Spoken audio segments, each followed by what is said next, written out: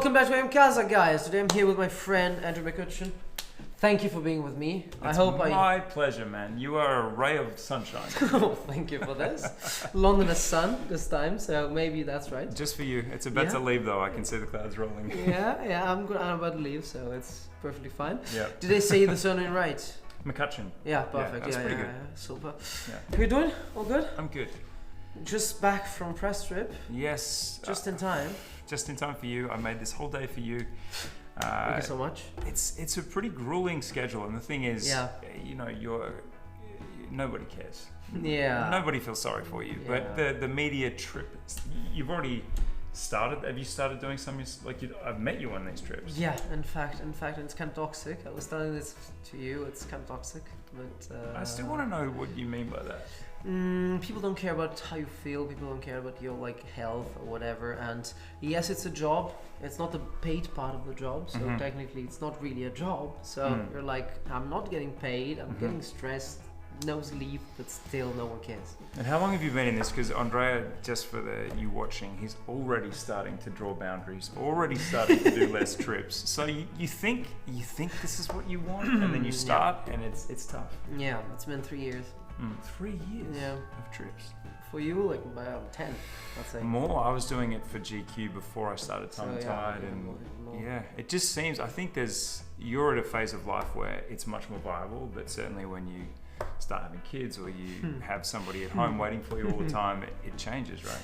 I can imagine. Yeah. I don't have this right now. Do you have a girlfriend right now? I have a girlfriend, but no kids. Okay. I'm not planned for the next 6 years. Okay. She's not gonna be happy about it, but still, who cares? I am. So. Anyhow, for those who don't know you yet, I do know, but gives us a bit of who you are. Both Time&Tide and not. Before, after, during. Who are you? Who am I? That's a broad question to start. I know. Maybe you ask it to yourself. I do. Who am I? You can do the voice, huh? I can. I think at the end of the day, I'm just a person that loves stories. And okay. I studied journalism. I wanted to be an author and a writer. I love music more than life itself. I still do. If it was watches or music, it's no question for me. Really? I'm never looking at a watch ever again. Okay. So my passions are in the arts and in reading and writing. And I think what attracted me to the watch industry is that these are not objects we need. They're things that we are made to want. And in order to make people want things, you need to be very good at telling stories. Yeah. And what I realized is that so many of these amazing, compelling stories that come out of the watch industry are basically, this is the highest level of storytelling this is the best arena for storytelling, because truly every watch brand is trying to sell you something you don't need. So I feel like that part of the industry appealed to me. And I met some very talented storytellers early. And then I saw people like I was with George Kern this week and watching him talk about the next phase of Breitling, watching Jean-Claude Biver talk about the next phase of Hublot and then Tag Heuer and now his own brand. They're the king of storytelling. They're unbelievable. Yeah. You're sitting in the room. I was sitting basically next to George Kern as he lays out the next stretch of Breitling.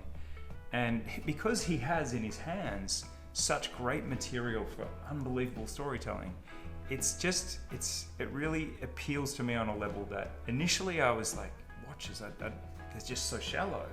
They're so toxic. Yeah. They're so cosmetic. It's so materialistic.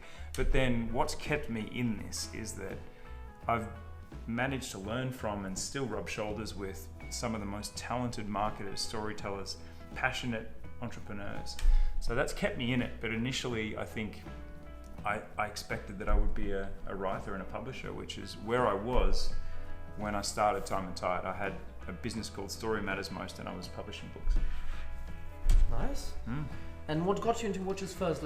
There was a something that happened, or one specific watch, because I've read your first watch, and it's fun because you're literally not Panerai is the first one for many people. Yes, and I didn't know that. Italian connection.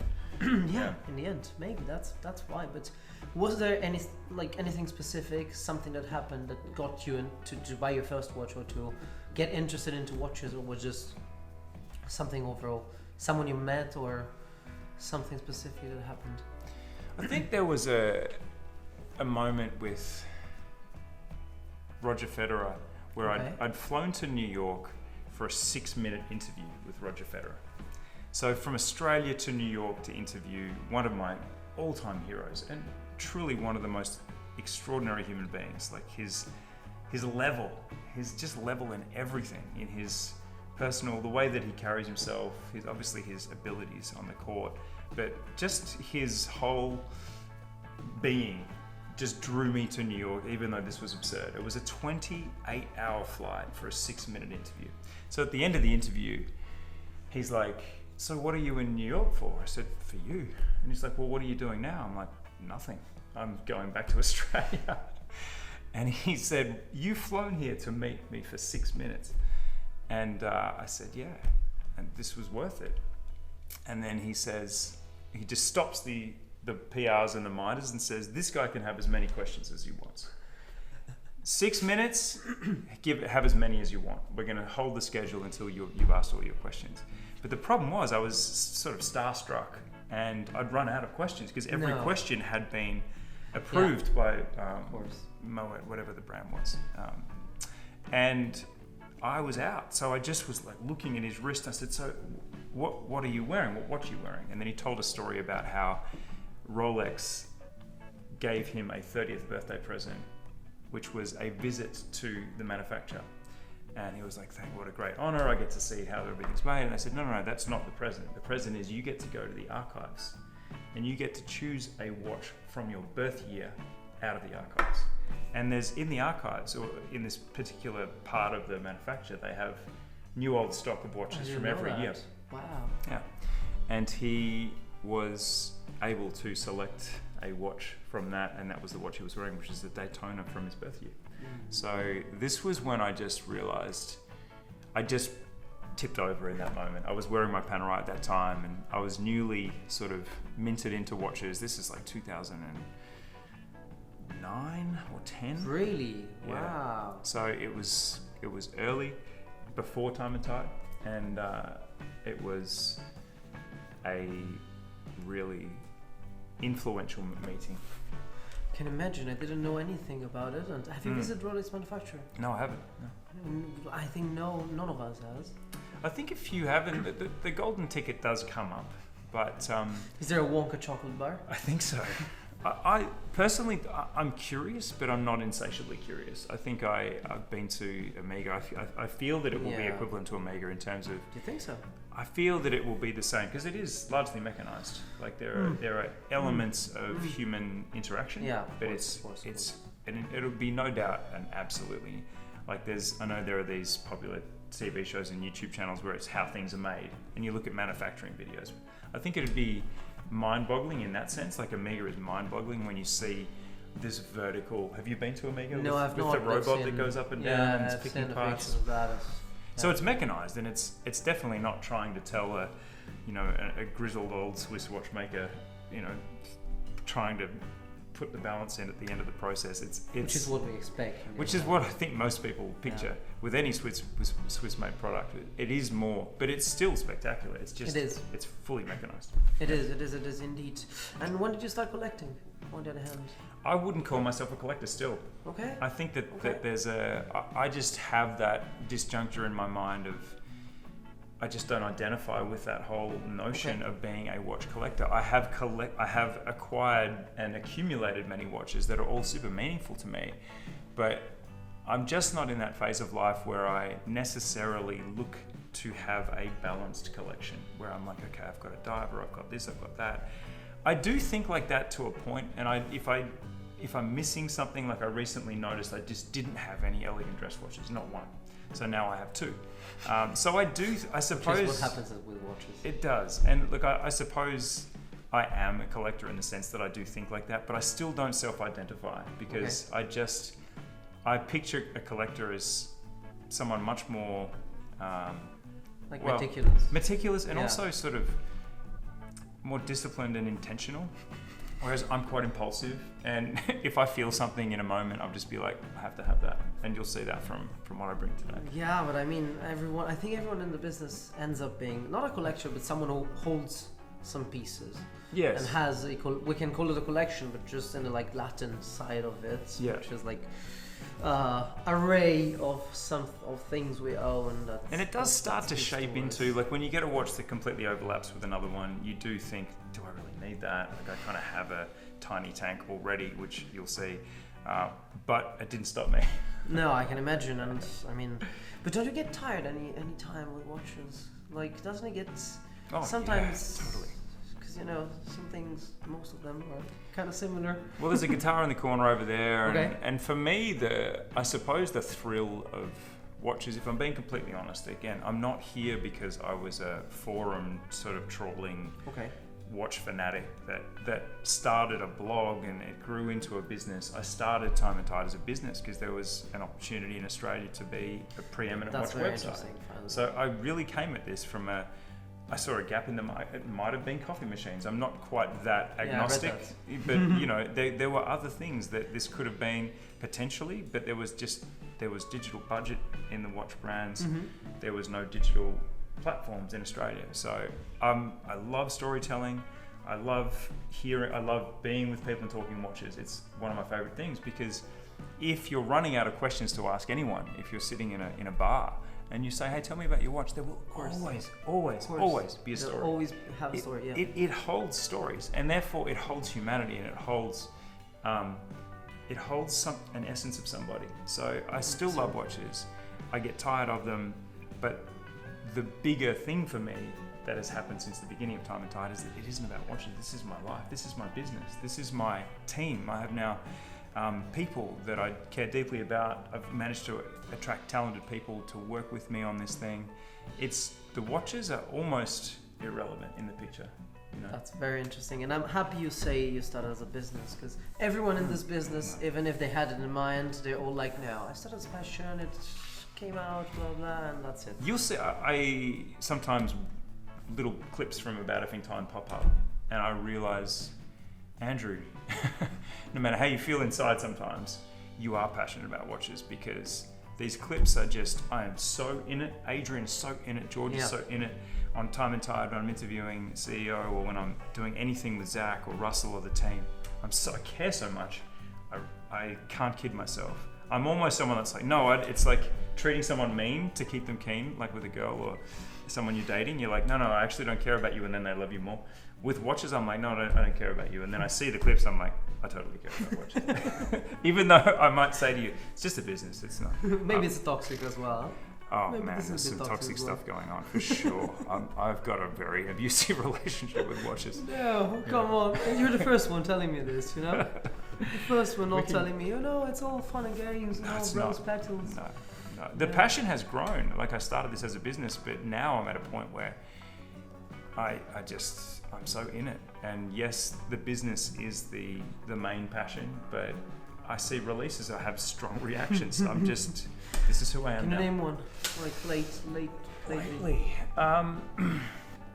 The Toledano and Chan. I just found myself really stimulated by this. I didn't know how I felt about it, and I didn't know whether I loved it or whether I just admired the bravery and the he's all in on this this diving into this era of watches that I think is more interesting than ever. But that gave me a strong reaction, and I contacted him just as a fan and said, Phil, this was years ago that you pitched this. That was so crazy. What were you thinking? And the fact that it's lined up perfectly to this moment, and what comes out straight after the Remaster 02, which now looks like a Toledano. So talk about, there's moments of brilliance in this industry. You know, yes, there's toxic things, but I posted something on my Instagram yesterday, never admire quietly, always admire loudly. And that's why we're together. I think that's why we're here, because as soon as I met you, I was like, you're doing great things. Thank you. Did I say something like that? Yeah. Probably. Nomos, I think. Yeah, Nomos, yeah. And then also... It was not maybe the first time we met, but the first time we talk. Yes, that's right. And I admire loudly, I try to. And I admired loudly that, and he came back, and it was a cool moment, because, I suppose at this point, Time&Tide is, relatively well known, and it was really flattered that I liked it. No, I'm happy, and he deserves it. What do you think? I would love to see it in person. Because I wish it was here. Yeah, I wish we could just have it in hand. Phil, same. I wish Please. But no, but I really admire it. Also, should have bought one. No, so when we say we should have had it, I should have bought one. Me too. But it feels a bit chunky on one side. I love the design. I'm just afraid maybe it would not fit me as well as I wish. But design-wise, it's perfect. It's cool. Really interesting. It's really interesting. Yeah, very much. And where did you find the culture and all the knowledge that we all should have doing this job? Because if you don't come from a watchmaking background or watchmaking passionate background and forums and stuff, sometimes it's hard to approach the market because people are like, no, you said something wrong, or no, this is not as correct. This is the first years. The first years of Time and Tide were a war because we were put onto Watchville, which was a Hodinkee aggregator, where they aggregated, I think, initially the top 7 or 8 or 9, watch websites in the world, and we got onto this, and it put us on a big stage. And yeah, the trolling, the negativity, the all of the horrible toxic stuff we talked about was there, and the culture, but we'd already sort of been through the minor leagues of this. Like, Australia is an interesting place. It's definitely it has this tall poppy syndrome where the biggest in anything gets a lot of attention and a lot of negative attention. So we'd sort of had a little bit of an experience of the downside of it. But I think you just have to commit when the wind is at your back and you get an opportunity, instead of thinking about how do we fight some of the criticism, or how do we, because again, we were very different. Time and Tide was just a very different Australian sort of voice in the mix at a time when it was very formal. The early days of watch media, Hodinkee were just flawless with their aesthetic, their consistency. Monochrome was absolutely unimpeachable with its this factual and authoritative scholarly approach, and then Fratello was so strong with their community-based Speedy Tuesday. They just seemed to have this army. And then Time and Tide's in this mix, and I was like, how are we going to stand on our feet? Of course. And we leaned into, I always have had great editors who are extremely, intelligent and well-versed. So that was an important part of it. But also, when you get an opportunity, you have to skill up in the areas where there might be weakness. And we just accepted that what goes with this territory is authority. You need to be able to speak with authority. You can't just play the Australian laid back, oh hey, you need to be all in. And at that point, there was a point where I just stopped being intimidated by the watch world, and I just went, I'm going to learn everything I can. But I'm not the sort of person that then went and read. Again, I didn't get into forums and have arguments about. No way. My spare time is in very different channels. It's fitness, it's music, it's my kids, it's family life, it's learning from dads. Like, my other interests are huge, but I just realized that there is no alternative now. You just have to be all in, and I think I've just been like a sponge every time I've had an opportunity with CEOs or collectors, or even other media people. It's just, how much can I learn? And then over time, I suppose you gain confidence, and then you realize that you've got a voice, and that voice is really different because I'm coming at it from a different place. Yeah, true. And you're different in the end. You're different. No, I appreciate that. And so are you, and that's why I think some of the new blood that's come through and the next generation of watch media, I hope you guys find a sustainable way, or because it's tough, but equally we need you. We need new blood. We need new perspectives, and I need to know what's on your wrist.